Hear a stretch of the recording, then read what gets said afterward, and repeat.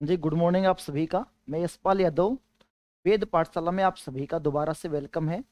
देखिए अपन जो पीछे वाला जो पोर्शन पढ़ रहे हैं, जो भी आपने भारत का जो संविधान पढ़ रहे हैं और उसमें आप बेसिक चीज़ों के बारे में सीख रहे हैं। सबसे पहले जो आपने बेसिक पढ़ा है, देखिए वो आपने पढ़ा है संविधान के बारे में। दूसरी चीज़ जो अपन ने लास्ट क्लास के अंदर बेसिक पढ़ा था, वो सीखा था अपने पार्लियामेंट के बारे में, जिसको अपन संसद कहते हैं, और उसकी कुछ बातों के ऊपर अपन ने चर्चा की भी थी। तो अब अगला जो नया जो पोर्शन आप लोग उसमें आगे पढ़ना है बेसिक में, वो देखिए आपने पार्लियामेंट के बारे में पढ़ रहे हैं। तो आपने लास्ट में ये सीखा था कि अपने भारत में जो पार्लियामेंट होती है, अपने भारत में जो संसद होती है, तो बताइए इस संसद के बारे में आप बेसिक सीख रहे हैं। और भाई भारत में जो संसद होती है, बताइए इसके बारे में अपने संविधान के कौन से अनुच्छेद में लिखा गया। तो आपने पढ़ा है आर्टिकल नंबर 79 के बारे, क्योंकि भारत के संविधान का जो अनुच्छेद नंबर 79 है, वो आपसे ये कहता है कि अपने भारत में एक संसद होगी, और अगर भारत में एक संसद होती है तो इसके बारे में आप यहाँ से पढ़ रहे। तो मैंने आपको लास्ट में ये सिखाया था कि अपने भारत में जो संसद होती है, बताइए इस संसद के टोटल पार्ट कितने होते हैं, अंग कितने होते हैं। तो आपने तीन अंग के बारे में पढ़ा है। अब सबसे पहले अपन ने जो डायग्राम बनाया था आप लोगों के सामने, मान लीजिए ये भारत की पार्लियामेंट होगी, और मैंने आपको ये सिखाया था कि अपने भारत की जो पार्लियामेंट है वो तीन चीजों से मिलकर इसका निर्माण होता है, संसद का। और तीनों की तीनों चीजों के बारे में जो आपने पढ़ा है, देखिए सबसे पहले ऊपर जो आपने पढ़ा था वो पढ़ा था प्रेसिडेंट के बारे। दूसरी जो चीज होती है वो होती है लोकसभा, और बताइए इसमें तीसरी जो चीजें आपके सामने आएगी वो आती है, आपने पढ़ा है राज्यसभा के बारे। तो सबसे पहले इसके बारे में समझेंगे कि जो भारत की जो संसद है उसके तीन अंग होते हैं। सबसे ऊपर जो चेहरा आपने पढ़ा है वो पढ़ा है भैया प्रेसिडेंट ऑफ इंडिया के बारे में, मीन से आपने राष्ट्रपति के बारे में पढ़ा है। दूसरी जो चीजें आपने सीखी है वो सीखी है आपने लोकसभा के बारे में, कि एक लोकसभा होती है। और बताइए जो तीसरी जो चीजें आप लोगों ने पढ़ी है वो सीखी है भैया अपने राज्यसभा के बारे। और इन तीनों चीजों से मिलकर जो भारत में जो निर्माण होता है, बताइए वो किसका होता है। तो आप बताएंगे संसद का होता है। अब आपको एक बात ध्यान से ये समझनी है कि अपने भारत में जैसे राष्ट्रपति होता है, तो आपने जनरली पढ़ा है भारत में जो राष्ट्रपति रहेगा इसके बारे में जो संविधान में लिखा गया वो लिखा गया आर्टिकल नंबर 52, मतलब संविधान का अनुच्छेद नंबर 52 आपसे ये कहता है कि भारत में एक राष्ट्रपति होगा।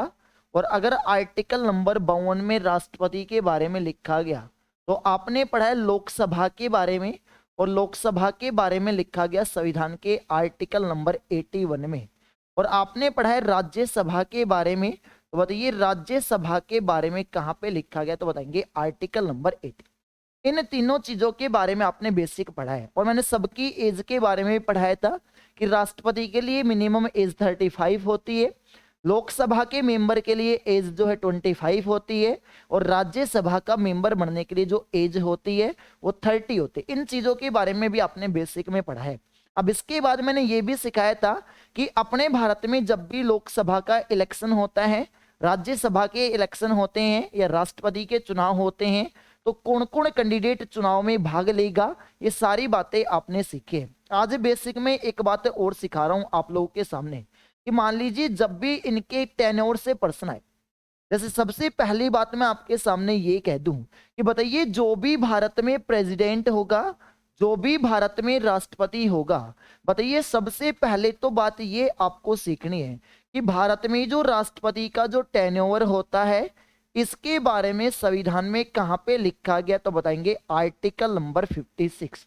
जो संविधान का अनुच्छेद नंबर 53 है वो किसके बारे में बताता है। तो बताएंगे राष्ट्रपति की जो पोस्ट होती है और इसका जो टेन्योर होता है, इसका जो कार्यकाल होता है, इसके बारे में लिखा गया आर्टिकल नंबर 6।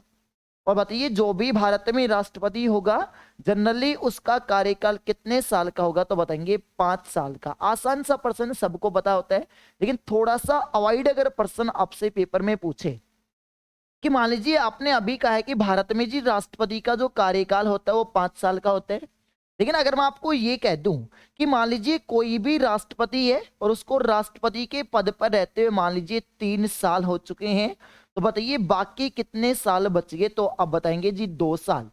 मान लीजिए मैं यूं कह देता हूं कि पद पे रहते हुए अगर किसी भी राष्ट्रपति की मृत्यु हो जाती है या किसी भी राष्ट्रपति का पद बीच में खाली हो जाता है, मान लीजिए कोई भी राष्ट्रपति है और मान लीजिए उसने 3 साल तक काम किया, तो बताइए बाकी कितने साल बच गए? 2 साल। तो बस आप लोगों को एक ही बात का राइट आंसर ये बताना है, बताना कि अगला जो भारत में जो राष्ट्रपति बनेगा, बताना वो पूरे 5 साल के लिए बनेगा या वो शेष अवधि के लिए राष्ट्रपति बनेगा। इसी बात के बारे में आपको कमेंट करके बताना है कि अगर बीच में किसी भी कारणवश से अगर राष्ट्रपति का पद खाली हो जाता है तो अगला जो राष्ट्रपति चुना जाएगा, बताना पूरे 5 वर्ष के लिए चुना जाएगा या शेष अवधि के लिए चुना जाएगा। ये दूसरा पॉइंट आता है। तो आपको हमेशा ही ध्यान रखना है कि भारत में अगला जो राष्ट्रपति चुना जाता है, बताइए वो पूरे कितने कार्यकाल के लिए चुना जाएगा? तो बताएंगे 5। हाँ जी, एक ही बात याद रखनी है कि अगर किसी भी कारणवश से बीच में अगर किसी भी राष्ट्रपति का पद खाली हो जाता है तो आगामी जो चुनाव होते हैं, बताइए वो कितने साल के लिए किए जाएंगे? तो बताएंगे 5 साल के लिए। ये दूसरा प्रश्न कार्यकाल से पूछा जाता है आपके नंबर ऑफ एग्जाम में। तो आप कहोगे कि जी शेष अवधि के लिए चुनाव किसका होता है? तो आपने एक नाम सुना होगा, आपने नाम सुना होगा लोकल गवर्नमेंट के बारे। और लोकल गवर्नमेंट का मतलब होता है पंचायती राज। आपके गांव में सरपंच के चुनाव होते हैं, पंच के चुनाव होते हैं। मान लीजिए आपके गांव का कोई भी सरपंच है और अगर वो बीच में अपने पद से इस्तीफा दे देता है या सरपंच को निलंबित टर्मिनेट कर दिया जाता है, तो अगला जो सरपंच बनता है वो कभी भी पूरे 5 साल के लिए नहीं बनता, बल्कि वो कौन सी अवधि के लिए बनेगा? तो बताएंगे शेष अवधि। सेम आपने ऐसा ही सुना होगा कि विधानसभा जो लेजिस्लेटिव असेंबली होती है, तो विधानसभा जो होती है जो प्रत्येक राज्य के अंदर होती है, और बताइए विधानसभा के सदस्य कौन कहलाते हैं? तो आप बताएंगे एमएलए। और कोई भी एमएलए का अगर पद खाली हो जाता है तो उसका भी जो चुनाव होता है वहां पे भी उपचुनाव होता है, वो भी कौन सी अवधि के लिए चुना जाएगा? तो बताएंगे शेष। बस ये पॉइंट है, आपको कार्यकाल से थोड़ा सा ध्यान रखना है। और थोड़ा सा अगर लेवल बढ़ा के आपसे मान लीजिए प्रश्न पूछ रहा है कि बताना कोई भी राष्ट्रपति है अगर उसका पद बीच में खाली हो जाता है तो आगामी जो चुनाव होंगे वो पूरे 5 साल के लिए होंगे, लेकिन बताना कितने दिन के भीतर भीतर चुनाव करवाना अनिवार्य? तो बताएंगे 6 अगर आपसे ये पूछ रहा है कि राष्ट्रपति का पद अगर किसी भी कारणवश से अगर बीच में खाली हो जाता है तो कितने समय के अंतराल में चुनाव करवाना अनिवार्य है? तो बताइए कितने समय के भीतर चुनाव करना जरूरी? तो बताएंगे 6। लेकिन अगर आपसे यही प्रश्न वॉइस प्रेसिडेंट का पूछे, अगर आपसे यही प्रश्न भारत में उपराष्ट्रपति का पूछे कि अगर कोई भी उपराष्ट्रपति वॉइस प्रेसिडेंट है और अगर भारत में उपराष्ट्रपति का पद जो है अगर वो किसी भी कारणवश से खाली हो जाता है, तो आप मुझे ये बताना कि अगला जो उपराष्ट्रपति चुना जाएगा, बताइए वो कितने दिन के भीतर चुना जाएगा? ऑप्शन आप लोगों के सामने बता रहा हूं, इसका राइट आंसर आपको कमेंट करके बताना है। सबसे पहला ऑप्शन है 1 माह, दूसरा ऑप्शन रहेगा आपके सामने 3 माह, अगला ऑप्शन रहेगा आपके सामने 6 माह। बस ये आपको राइट आंसर बताना है कि अगर भारत में जो है, और चौथा ऑप्शन आपके सामने रहेगा यथाशीघ्र। बताना एक बात आपसे यूं पूछी है कि अगर भारत में उपराष्ट्रपति का जो पद खाली हो जाता है तो बताइए अगला जो उपराष्ट्रपति का जो चुनाव होगा, बताइए वो कितने दिन के भीतर होगा? ऑप्शन ए है आपका 1 महीना, ऑप्शन बी है 3 महीना, ऑप्शन सी है 6 महीना और ऑप्शन डी आएगा यथाशीघ्र। इसका राइट आंसर आपको सबको कमेंट में करके बताना, ध्यान रखिएगा। अब राष्ट्रपति से अगली बात कौन सी आती? मान लीजिए अगर मैं यूं कह रहा हूं कि अगर बीच में राष्ट्रपति का पद खाली हो गया तो बताइए राष्ट्रपति की जगह काम कौन करेगा? तो राष्ट्रपति का पद कौन संभालेगा? तो आप बताएंगे वॉइस प्रेसिडेंट, भारत का उपराष्ट्रपति। आप कहते हैं कि जी उपराष्ट्रपति काम संभालेगा, राष्ट्रपति का पद संभालेगा, तो बताइए अधिकतम कितनी अवधि के लिए संभालेगा? तो बताएंगे 6 में। आप कहोगे कि जी 6 महीने के भीतर क्यों होता है? क्योंकि अगर भारत में बीच में राष्ट्रपति का पद अगर खाली हो जाता है तो आगामी जो चुनाव होंगे बताइए वो कितने दिन के भीतर होंगे? तो बताएंगे 6 महीने के भीतर है। इसलिए उपराष्ट्रपति अधिकतम कितने समय के लिए काम करेगा? तो बताएंगे 6। दूसरी बात, अगली बात कौन सी होती है कि जी भारत में राष्ट्रपति का भी पद खाली है, भारत में उपराष्ट्रपति का पद भी खाली है। तो कमेंट करके आपको ये बताना है कि राष्ट्रपति और उपराष्ट्रपति अगर दोनों का ही पद खाली है तो बताइए भारत में राष्ट्रपति का पद कौन संभालता है या राष्ट्रपति की जगह काम कौन करेगा? तो आपको एक ही बात याद रखनी है, उस समय अपने भारत में काम करेगा सुप्रीम कोर्ट जो होगा, और उस सुप्रीम कोर्ट का जो चीफ जस्टिस ऑफ इंडिया होगा, जो भी सुप्रीम कोर्ट का मुख्य न्यायाधीश होगा वो राष्ट्रपति की जगह काम करेगा। किसकी अनुपस्थिति में करेगा? जब राष्ट्रपति और उपराष्ट्रपति दोनों अनुपस्थित, तो वहां पे सुप्रीम कोर्ट का मुख्य न्यायाधीश काम करता है। और बताइए अधिकतम कितने दिन के लिए करेगा? तो बताएंगे 6। ये सारी की सारी बातें आती आपकी कार्यकाल से। आगे चल के टॉपिक आएगा उसमें पढ़ाएंगे भी, आपको थोड़ा सा ध्यान रखना है। तो ये सारी की सारी बातें थी कार्यकाल के बारे में जो आपने पढ़ा है राष्ट्रपति। अगर यही प्रश्न आपसे यूं पूछे कि बताइए लोकसभा का जो कार्यकाल होता है, भाई जनरली लोकसभा का कार्यकाल कितने साल का रहेगा? तो लोकसभा का कार्यकाल जनरली होता है 5 साल का। और अगर जी लोकसभा का कार्यकाल 5 साल का होता है जनरली आपने पढ़ा है, लेकिन आपने ये सीखा होगा कि लोकसभा एक नॉन परमानेंट हाउस है, लोकसभा एक अस्थायी सदन होता है। इसलिए 5 साल से पहले लोकसभा का क्या हो सकता है? डिसोलेशन हो सकता है। और डिसोलेशन को अपन हिंदी में क्या कहते हैं? तो डिसोलेशन को अपन हिंदी में कहते हैं विघटन। अरे एक बात मुझे ये बताना कि जब भी भारत में लोकसभा का डिसोलेशन होता है, लोकसभा का विघटन होगा, बताना in which article of the constitution. तो आप आर्टिकल कौन सा बताएंगे? तो बताएंगे 85। तो संविधान का अनुच्छेद नंबर जो 85 है, इसी आर्टिकल 85 के तहत लोकसभा का डिसोलेशन हो सकता है, क्योंकि ये एक नॉन परमानेंट हाउस है। बस ये कार्यकाल पूछा जाता है लोकसभा का। और बेसिक चीज सिखा रहा हूं आपको राज्यसभा के बारे में कि बताइए अपने भारत में जो राज्यसभा का जो कार्यकाल होता है, बताना वो राज्यसभा का कार्यकाल कितना होगा? पहले तो आप लोग कमेंट करके बताएंगे कि राज्यसभा का कार्यकाल कितना हो। पहले तो राइट आंसर आपको बताना है कि राज्यसभा का कार्यकाल कितना होता है। आप सबको इसका आंसर कमेंट करके बताना है। पहले आप लोगों के सामने ऑप्शन लिख कि बताइए ऑप्शन किस लेवल के पूछे जाते हैं। तो सबसे पहला ऑप्शन मैंने आप लोगों के सामने लिखा है, ए ऑप्शन है जिसका नाम है परमानेंट होता है। सबसे पहला ऑप्शन है परमानेंट, जिसको अपन कहते हैं स्थाई। एसएससी के ऑप्शन आप लोगों के सामने लिख रहा हूं। बताइए दूसरा ऑप्शन क्या रहेगा? तो भाई दूसरा ऑप्शन ये पूछा जाता है नॉन परमानेंट होता है, और नॉन परमानेंट को अपन कहते हैं अस्थाई। बताइए तीसरा ऑप्शन क्या होता है? तो तीसरा ऑप्शन आपके सामने आएगा। बताइए इसका तीसरा ऑप्शन होता है, आपने पढ़ा है 5 साल। और बताइए इसका चौथा ऑप्शन जो आएगा ऑप्शन नंबर डी, वो आएगा आपका 6 साल। और मैंने बात ये पूछी है कि बताइए tenure of the upper house, बताइए राज्यसभा का कार्यकाल कितना होता है?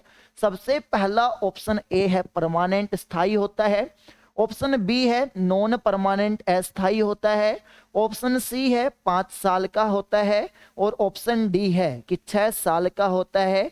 इसका भी आपको कमेंट करके आंसर बताना है। तो मैं आपको बताता हूं कि जो भी राज्यसभा होगी, बताइए उस राज्यसभा का जो कार्यकाल होगा बताना हमेशा कैसा होगा? तो भाई परमानेंट। जी अगर राज्यसभा का कार्यकाल परमानेंट होता है तो हमने तो 6 साल पढ़ा है। अरे मेरे भाई राज्यसभा के जितने भी मेंबर्स होते हैं, बताना राज्यसभा के जितने भी सदस्य होते हैं, बताना उन राज्यसभा के सदस्यों का कार्यकाल कितने साल का होगा? बताएंगे 6। जो आपने बुक में भी ऑलरेडी पढ़ा होगा। तो ये सारे के सारे कार्यकाल है संसद में। जो संसद टॉपिक आप बेसिक पढ़ा रहा हूं, आगे चल के संसद टॉपिक तो आएगा ही, तो आपको विशेष ध्यान रखना है। कार्यकाल का पता चल गया, चुनाव का पता चल गया, एज का पता चल गया, ये सारी की सारी बातें थी आपकी संसद की। अब अगली जो चीजें आपको यहां से पढ़नी है वो पढ़नी है मेरे भाई, आपको बेसिक में जो तीसरी जो चीज आपको सीखनी है वो सीखनी है भैया गवर्नमेंट के बारे में। और गवर्नमेंट को अपन हिंदी में सरकार के, तो आपको सरकार के बारे में पढ़ना है कुछ बातें। अब जो भी गवर्नमेंट होती है, जो भी सरकार होती है, तो सबसे पहला तो आप मुझे ये बताएंगे कि गवर्नमेंट जो भी है जिसको अपन सरकार कहते हैं। और अगर मैं सरकार की बात आप लोगों के सामने ये करूं, देखिए कोई भी कंट्री है, कोई भी देश होता है, उस देश के अंदर जो भी सरकार होती है, किसी भी कंट्री के अंदर, किसी भी देश के अंदर, या तो सरकार डेमोक्रेसी सिस्टम होता है, कहीं पे लोकतंत्र होता है, कहीं पे आपके सामने जो है डिक्टेटरशिप होती है, कहीं पे मोनार्की सिस्टम होता है, मतलब कहीं पे राजशाही सिस्टम है, कहीं पे तानाशाह सिस्टम होता है। लेकिन अगर अपन बात करें इंडिया की, तो अपना जो भारत देश है उसके अंदर डेमोक्रेसी सिस्टम है, लोकतंत्र होता है। और अगर भारत में लोकतंत्र सिस्टम रहेगा तो आप मुझे एक बात ये बताना, अपने सरकार के यहाँ पे टोटल 3 अंग होंगे। अब जी सरकार के 3 अंग कौन कौन से होते हैं? तो सबसे पहला जो सरकार का जो अंग होता है उसी का नाम रहेगा एग्जीक्यूटिव। और जो एग्जीक्यूटिव जो भी होती है, जिसको अपन हिंदी में क्या कहते हैं, तो इसको हिंदी में कहा जाता है भैया कार्यपालिका। तो सरकार का एक तो अंग कौन सा रहेगा, तो बताएंगे कार्यपालिका। बताइए सरकार का दूसरा अंग कौन सा होता है? तो सरकार का दूसरा अंग होता है लेजिस्लेचर। तो लेजिस्लेचर जो भी होता है जिसको अपन कहते हैं विधायिका। तो एक तो कार्यपालिका होती है, सरकार का दूसरा जो अंग होता है वो होता है विधायिका। और बताइए सरकार का तीसरा जो अंग होता है वो होता है जुडिशरी सिस्टम। और जुडिशरी को अपन कहते हैं न्यायपालिका। तो एक तो कार्यपालिका होगी, एक आपकी विधायिका होगी, और बताओ सरकार का तीसरा अंग कौन होगा? तो बताएंगे न्यायपालिका। अब यहां से प्रश्न कैसे आते हैं आपके नंबर ऑफ एग्जाम में, बस मैं आपको यहां से बेसिक बात बता रहा हूं। अगर आपके एग्जाम में प्रश्न एग्जामिनर आपसे यूं पूछे कि बताना अपने भारत में जितने भी मेकिंग रूल होते हैं, अपने भारत में जितने भी नियम बनाए जाते हैं, बताना सारे के सारे नियम बनाती कौन है? ऑप्शन आपके सामने कार्यपालिका है, ऑप्शन आपके सामने विधायिका है, या ऑप्शन आपके सामने न्यायपालिका है। आप मुझे एक बात बताना कि इंडिया में, भारत में नियम बनाने का जो अधिकार है, जितने भी मेकिंग रूल होते हैं वो सारे के सारे किसके पास रहेंगे? तो आपको एक ही बात ध्यान रखनी है, अपने भारत में जितने भी नियम बनाए जाएंगे वो सारे के सारे मेकिंग रूल जो होंगे, सारे के सारे जो नियम होंगे वो बनाएगी कौन? तो बताएंगे लेजिस्लेचर भी। अब जी सारे के सारे रूल विधायिका बनाती है, तो जी उन नियमों को फॉलो कौन करवाएगा, मतलब उन नियमों को लागू कौन करवाएगा? तो उन नियमों को लागू करवाएगी कार्यपालिका। अब जी नियमों को लागू कार्यपालिका करवाती है, नियम बनाती विधायिका है। तो आप मुझे ये बताना कि उन नियम सही है या गलत है? बताइए उन नियमों का रख रखाव हमेशा कौन करती है? तो उन नियमों का रखरखाव जो करेगी वो हमेशा कौन करेगी? तो बताएंगे न्यायपालिका। अब जी आपने ये जो सरकार के जो 3 अंग बताए हैं, हम ना तो इसमें कार्यपालिका को जानते हैं, ना हम विधायिका को जानते हैं, और ना ही हम न्यायपालिका को जानते हैं। आप मुझे ये बताना, एक सिंपल सा प्रश्न ये बताना हूं, हम तो देश के प्रधानमंत्री नरेंद्र मोदी को जानते हैं, हम तो मनोहर लाल खट्टर को जानते हैं। तो आप मुझे ये बताइएगा कि जी ये सारे के सारे जो लोग होंगे, बताना ये सारे के सारे लोग किस में काउंट होते? जैसे फॉर एग्जाम्पल मैं आपको ये कह दूं कि देश का प्रधानमंत्री है नरेंद्र मोदी, द्रौपदी मुर्मू प्रेसिडेंट है, मनोहर लाल खट्टर है। बताना ये सारे के सारे जो लोग होते हैं, बताना ये सारे के सारे लोग किसके अंक है? बताइए कार्यपालिका के सदस्य हैं, विधायिका के हैं या न्यायपालिका के हैं? तो आपको एक ही बात ध्यान रखनी है कि ये सारे के सारे लोग कार्यपालिका। आप कहोगे कार्यपालिका के लोग कैसे हैं, तो आपको एक चीज समझा रहा हूं। एक आप मुझे एक बात ये बताना कि अपने भारत में जो भी कार्यपालिका होती है, अपने भारत में जो भी कार्यपालिका होगी, वो कार्यपालिका भारत में दो तरीके की होती है। आप कहोगे कि जी दो तरीके की कार्यपालिका कैसे होती है, जरा समझाना। अरे अपने भारत में एक तो जो कार्यपालिका होती है वो होती है आपके सामने परमानेंट। और परमानेंट का मतलब क्या हो गया? अरे परमानेंट का मतलब हो गया भाई स्थायी कार्यपालिका। और दूसरी यहां पे कौन होते हैं? अब स्थायी कार्यपालिका में कौन आएगा? तो स्थायी कार्यपालिका में आते हैं आईएएस, आईपीएस। ये जितने भी होते हैं असल में अपने देश को चलाते, इसलिए परमानेंट एग्जीक्यूटिव कहलाती है, स्थायी कार्यपालिका के लोग कहलाते हैं।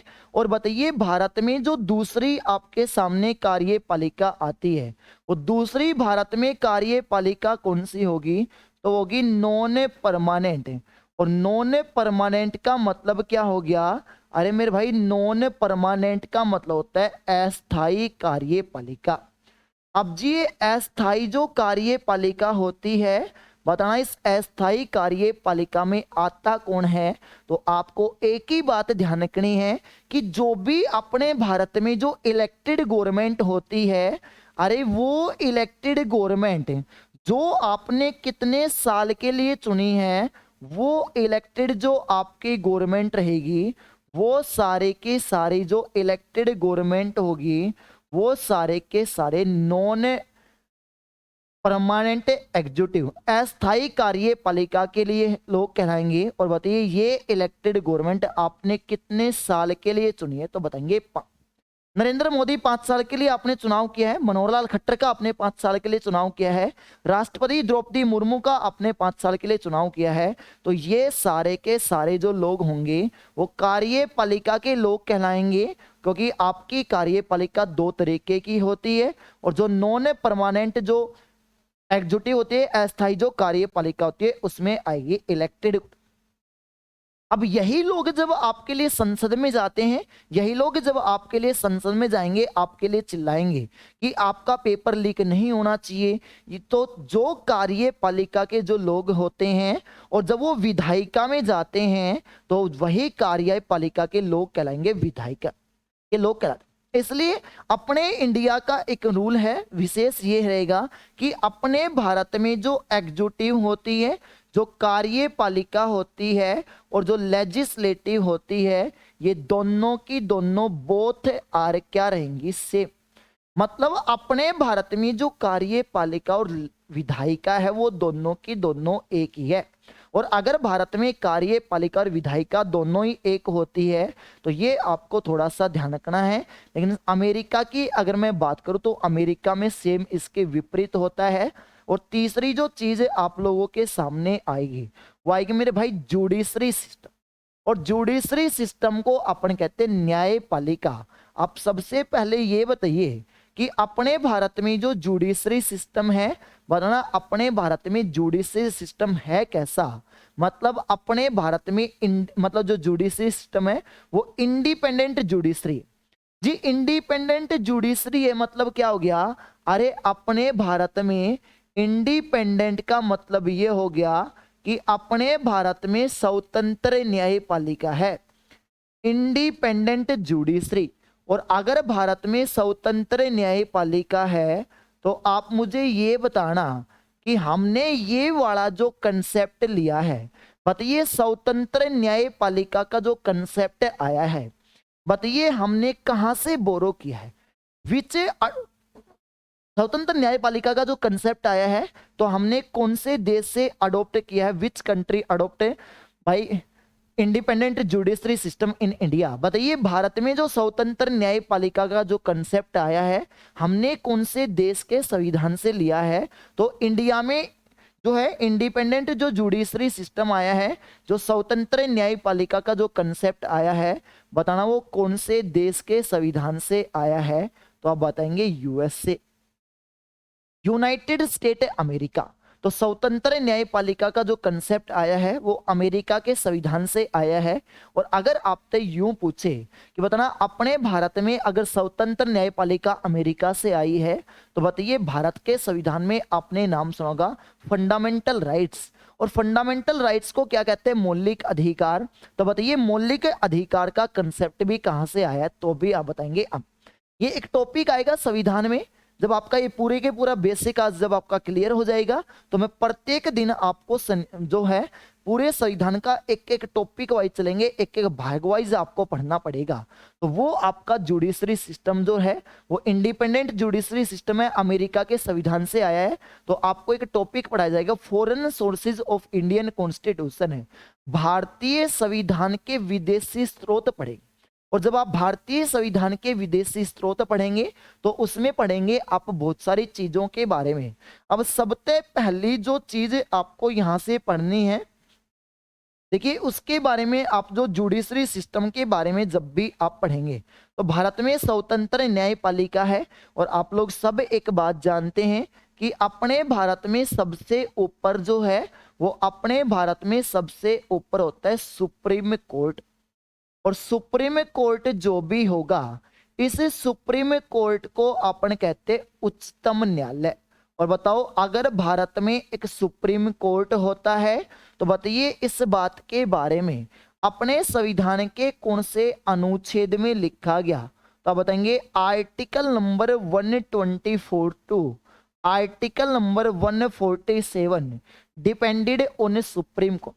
संविधान का अनुच्छेद नंबर 124 से लेके और अनुच्छेद नंबर 147 तक जो लिखा गया वो लिखा गया भैया सुप्रीम कोर्ट के। और सुप्रीम कोर्ट से मैं आपको कुछ करंट की बातें ये बता रहा हूं कि बताइए आज जो वर्तमान भारत में जो सुप्रीम कोर्ट है, बताइए इस वर्तमान सुप्रीम कोर्ट का चीफ जस्टिस ऑफ इंडिया, बताइए सुप्रीम कोर्ट का वर्तमान में मुख्य न्यायाधीश कौन रहेगा? तो आज सुप्रीम कोर्ट का जो वर्तमान में मुख्य न्यायाधीश है जिसको अपन चीफ जस्टिस ऑफ इंडिया कहेंगे, तो बताइए आज सुप्रीम कोर्ट का मुख्य न्यायाधीश कौन रहेगा? तो आज सुप्रीम कोर्ट का मुख्य न्यायाधीश है DY चंद्रचूड़। तो आज अपने भारत में जो सुप्रीम जो कोर्ट है बताना इस सुप्रीम कोर्ट का वर्तमान में मुख्य न्यायाधीश कौन है? तो बताएंगे DY चंद्र। और अगर ये सुप्रीम कोर्ट का वर्तमान में मुख्य न्यायाधीश है तो बताइए इसकी नंबरिंग कौन सी रहेगी? तो इसकी नंबरिंग रहेगी भैया 50वां। आज तक भारत में सुप्रीम कोर्ट में 50 मुख्य न्यायाधीश बन चुके हैं और आज सुप्रीम कोर्ट का वर्तमान में मुख्य न्यायाधीश है DY चंद्रचूड़। और अगर ये सुप्रीम कोर्ट का वर्तमान में मुख्य न्यायाधीश है तो आप मुझे ये बताएंगे कि बताइए 49वें नंबर का 49वें नंबर का सुप्रीम कोर्ट का मुख्य न्यायाधीश कौन था? तो आप बताएंगे UU ललित। अरे उदय उमेश ललित जो है ये सुप्रीम कोर्ट का 49वें नंबर का मुख्य न्यायाधीश था। तो बताइए सुप्रीम कोर्ट का सबसे पहला first chief justice of India, बताएंगे सुप्रीम कोर्ट का सबसे पहला मुख्य न्यायाधीश कौन था? तो आपने पढ़ा है हीरा लाल जे कानिया।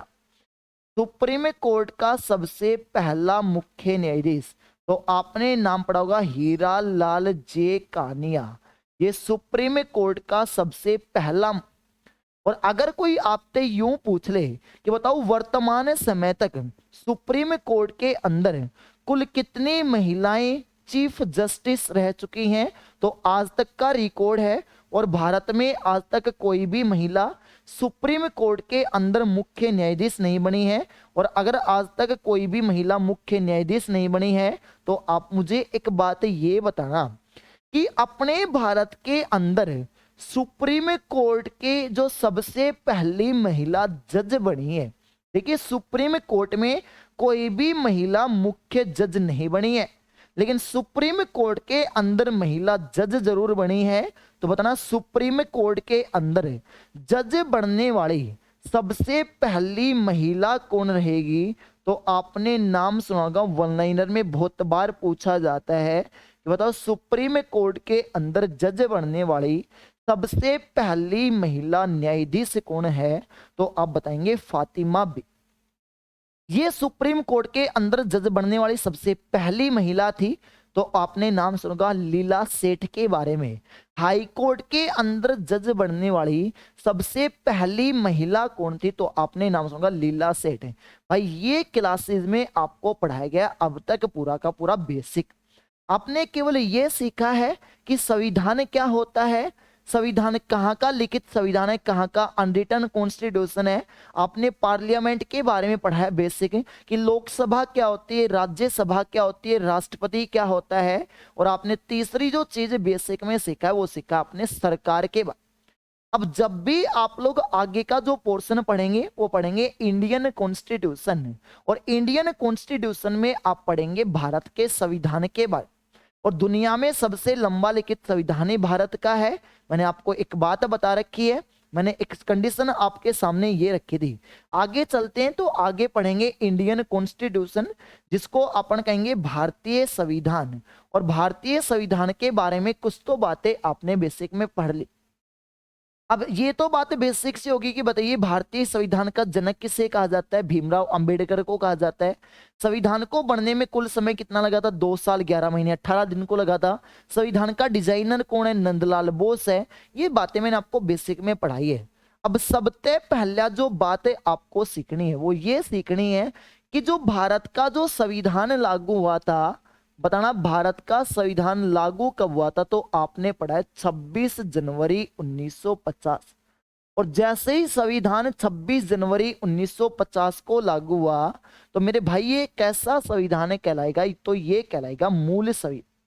और अगर ये भारत का मूल संविधान कहलाएगा तो आप मुझे एक बात ये बताना कि जो भारत का मूल संविधान था, बताना इस भारत के मूल संविधान में प्रश्न ये पूछा जाता है कि बताओ भारत के मूल संविधान में कुल भागों की संख्या कितनी थी? तो भारत के मूल संविधान में कुल भागों की संख्या कितनी है? तो कुल भागों की संख्या थी 22। अगर भारत के मूल संविधान में टोटल 22 भाग हैं तो आज आप 2023 में जी रहे हैं। तो आप मुझे एक बात बताना कि वर्तमान जो भारत का जो संविधान है, बताइए वर्तमान संविधान में कुल भागों या मूल भागों की संख्या कितनी है? लैंग्वेज के ऊपर काम करना। और अगर प्रश्न आपसे प्रेजेंट की पूछ रहा है कि बताना वर्तमान जो संविधान है, बताना उस वर्तमान संविधान में मूल भागों की संख्या कितनी है? तो आज भी वर्तमान संविधान में मूल भाग तो कितने भाई? 22। लेकिन अगर आपसे यूं पूछे कि बताइए मूल भाग अगर 22 हैं तो आपको बताए संविधान में कोई भी नया भाग जोड़ा नहीं गया, मतलब 23वें नंबर का कोई भी भाग नहीं जोड़ा गया है, ये आपको भी पता होगा। लेकिन भागों के कुछ पार्ट जोड़े गए जिसको उपभाग कहते। तो बताइए आज संविधान में कुल उपभागों की संख्या कितनी होगी? तो मैं उपभागों की बात कर रहा हूं तो आज टोटल संख्या होगी 25। और आज टोटल संख्या 25 हो चुकी है। तो बताइए वो टोटल 3 उपभाग कौन कौन से जोड़े गए हैं? तो एक तो आपने उपभाग का नाम पढ़ा होगा। एक तो भाग उपभाग आएगा आपके सामने 4A, एक भाग आएगा आपके सामने 9A, और बताइए एक भाग आपके सामने कौन सा आएगा? तो बताएंगे 14A। ये 3 उपभाग जोड़े गए और इनको जोड़ते हैं तो बताइए आज अपने संविधान में टोटल उपभागों की संख्या कितनी होगी? तो बताएंगे। लेकिन 23वें नंबर का संविधान में कोई भी भाग नहीं जोड़ा गया। अगर पूछे मूल संविधान में कुल भागों की संख्या कितनी है? 22। वर्तमान संविधान में भी मूल भागों की संख्या कितनी है? 22 है। लेकिन जो वर्तमान जो भारत का संविधान है उसमें कुल उपभागों की संख्या कितनी रहेगी? बताएंगे 25। नए उपभाग कौन कौन से? 4A, 9A और 14A। अब अगली बात ये पूछी जाती है कि बताओ जो 26 जनवरी 1950 को जो भारत का जो संविधान लागू हुआ था, बताइए इस भारत के संविधान में आपसे अगर यूं पूछे कि बताना टोटल शेड्यूल कितनी थी, मतलब उस समय संविधान में टोटल शेड्यूल, और शेड्यूल को अपन हिंदी में कहते हैं अनुसूची। बताओ जिस दिन भारत के संविधान को जोड़ा, मतलब लागू किया गया, उस दिन संविधान में टोटल अनुसूची कितनी थी, तो आप बताएंगे 8। अगर उस समय टोटल 8 अनुसूची थी, तो आप मुझे एक बात बताना कि वर्तमान जो भारत का जो संविधान है, बताना उस वर्तमान संविधान में टोटल अनुसूची कितनी है, तो बताएंगे 12। प्रेजेंट में 12 है, लेकिन आपका जो मूल संविधान था जो 26 जनवरी 1950 को लागू हुआ था, उस दिन टोटल अनुसूची 8 थी, लेकिन आज वर्तमान में 12।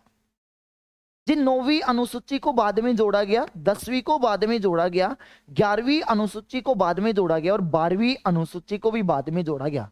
तो ये भी आपको थोड़ा सा ध्यान रखना है। और जिस दिन 26 जनवरी 1950 को जब भारत का संविधान लागू हुआ, उस दिन मूल अनुच्छेद कितने थे, तो मूल आर्टिकल की बात करें, अगर मूल अनुच्छेद की बात करें तो बताना उस दिन मूल अनुच्छेद कितने थे, तो आपने पढ़ा होगा 395। लेकिन अगर कोई नो कह दे कि वर्तमान जो भारत का संविधान है, बताइए इसमें मूल अनुच्छेद आज कितने हैं, तो मूल अनुच्छेद तो आज भी 395 है। मेरे भाई 396 नंबर का कोई भी संविधान में आर्टिकल जोड़ा ही नहीं गया। तो वैसे मूल अनुच्छेद कितने हैं, तो यहाँ पे उप अनुच्छेद जोड़े गए, सब पार्ट जोड़े गए। तो बताइए कुल उप अनुच्छेदों की संख्या कितनी है वर्तमान में, तो बताएंगे 470, लगभग 470 के समान है। आज टोटल संविधान में उप अनुच्छेदों की अगर मैं बात करूं तो टोटल आर्टिकल है 400। जरा जी एग्जाम्पल देना, अरे अपने भारत के संविधान का एक आर्टिकल था और उस आर्टिकल का नाम था आर्टिकल नंबर 21। अब एक नया आर्टिकल इसमें और जोड़ दिया, इसका ही पार्ट जोड़ दिया, और वो जोड़ दिया आर्टिकल नंबर 21A। तो ऐसे करके उप अनुच्छेदों की जो संख्या पहुंच गई, बताइए वो अपने पास कितनी पहुंच गई है, तो बताएंगे 470। ये चीजें आपको बेसिक में पढ़नी है, और मैंने आपको बता ही रखा है। संविधान बन के तैयार हुआ 26 नवंबर 1949। टोटल 16 आर्टिकल लागू किए गए। कौन कौन से लागू किए गए, अब चीज पढ़ना क्या है, सिलेबस में क्या आएगा। अब आपको कंटिन्यूसली संविधान के भाग पढ़ना है, सारे के सारे भाग आपको पता होना चाहिए। लेकिन आपको पहले जो आपके काम की जो चीज आती है, जैसे भाग 1 में क्या है, भाग 2 में क्या है, भाग 3 में क्या है, भाग 4 में क्या है, भाग 5 में क्या है, भाग 6 में क्या है, इनके बारे में आपको कुछ बातें पढ़नी है। तो सबसे पहले जो आपको सीखना है, वो सीखना है अपने संविधान का जो सबसे पहला जो भाग आएगा। कि बताइए जो संविधान का जो सबसे पहला भाग आएगा, इसमें आपके सामने क्या लिखा गया। तो मैं पहले आपके सामने जैसे भी लिख रहा हूं, आपको सेम एज इट इज लिखना है। और सबसे पहले मैं आपके सामने लिख रहा हूं संविधान का भाग नंबर 1। और आपका जो संविधान का जो भाग नंबर 1 जो रहेगा, आप मुझे ये बताना कि अपने संविधान का जो भाग नंबर 1 जो है, बताना इसमें किसका उल्लेख रहेगा। तो अपने संविधान का जो भाग नंबर 1 है, इसमें उल्लेख किसका रहेगा, तो इसके आगे आपको ये लिखना है यूनियन एंड, लिखेंगे साथ की साथ यूनियन एंड, हिंदी और इंग्लिश दोनों माध्यम में आपको लिखना है union and it's state territories, union and it's state territories.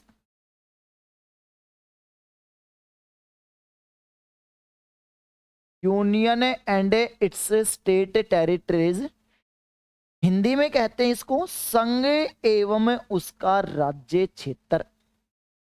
तो हिंदी में कहा जाता है संघ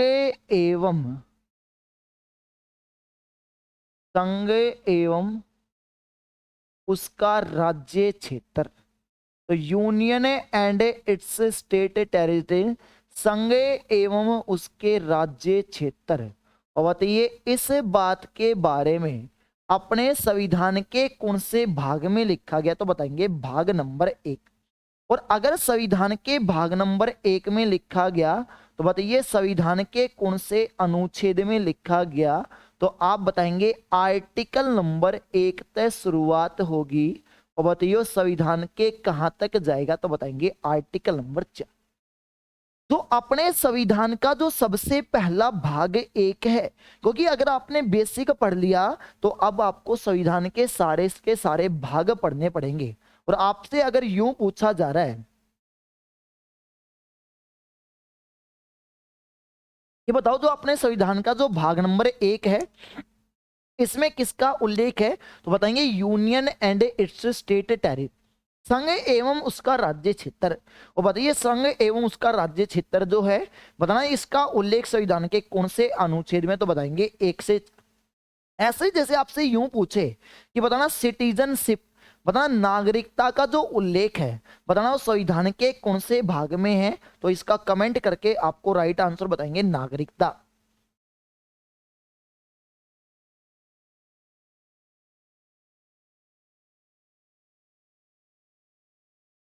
कमेंट करके बताइए। देखिए अगला संविधान का जो भाग आएगा उसका नाम आएगा भाग नंबर 2।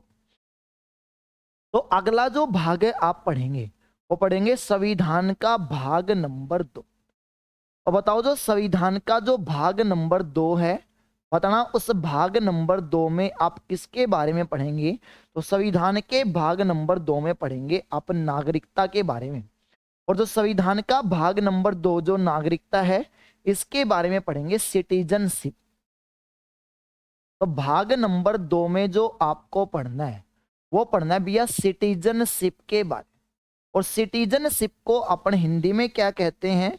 तो सिटीजनशिप को अपन हिंदी में कहते हैं नागरिकता। और बताइयो अगर सिटीजनशिप नागरिकता होती है तो बताना नागरिकता का जो वर्णन रहेगा, बताना वो संविधान के कौन से अनुच्छेद में रहेगा? तो आपने पढ़ा है आर्टिकल नंबर 5 से लेके और आपने पढ़ा है आर्टिकल नंबर 11। संविधान का अनुच्छेद नंबर 5 से लेके और आर्टिकल नंबर 11 तक जो आप पढ़ेंगे वो पढ़ेंगे नागरिकता के बारे में।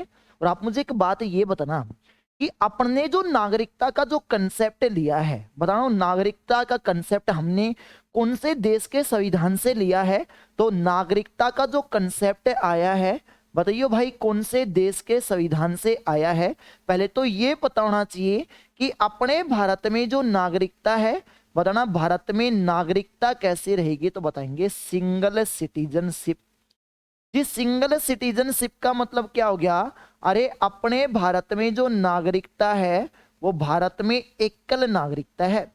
और अगर भारत में एकल नागरिकता है तो ये कंसेप्ट अपने पास कौन से देश के संविधान से आया है?